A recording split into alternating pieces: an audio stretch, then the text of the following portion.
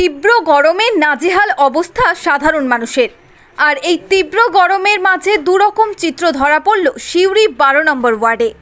সিউড়ি 12 নম্বর ওয়ার্ডে কোথাও দেখা যাচ্ছে কল থেকে জল পড়ে অপচয় হচ্ছে, তো আবার কোথাও দেখা যাচ্ছে পর্যাপ্ত জলই আসছে না।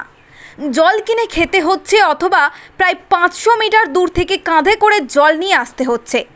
প্রশ্ন উঠছে, মিউনিসিপ্যালিটি জল দেওয়ার জন্য ট্যাক্স বাড়িয়ে নেওয়ার পরও পর্যাপ্ত জল পাচ্ছেন না বাসিন্দারা।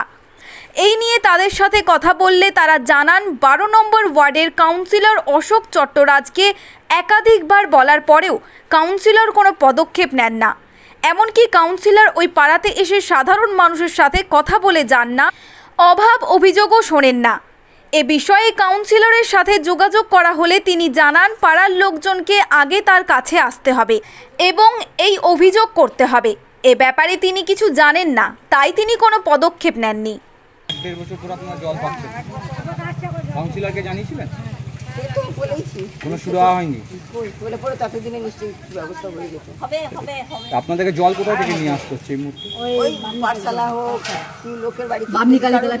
মানে প্রায় 1 কিলোমিটার দূর থেকে জল নিয়ে আসতে হচ্ছে। এই মুহূর্তে আপনারা কি চাইছেন? এতে কাউন্সিলর কোনো স্টেপ নেন?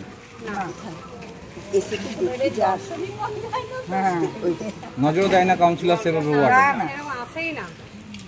দেখে যাবেন এসে যে হ্যাঁ কি অসুবিধা আপনাদের জিজ্ঞেস করে যাক, সেটা শুনলেও তো মনে হয় যে হ্যাঁ কিছু করবে। একবেলা ভালোভাবে জল দিলেও অনেক একবেলা হয়ে যায়, আমরা খাওয়া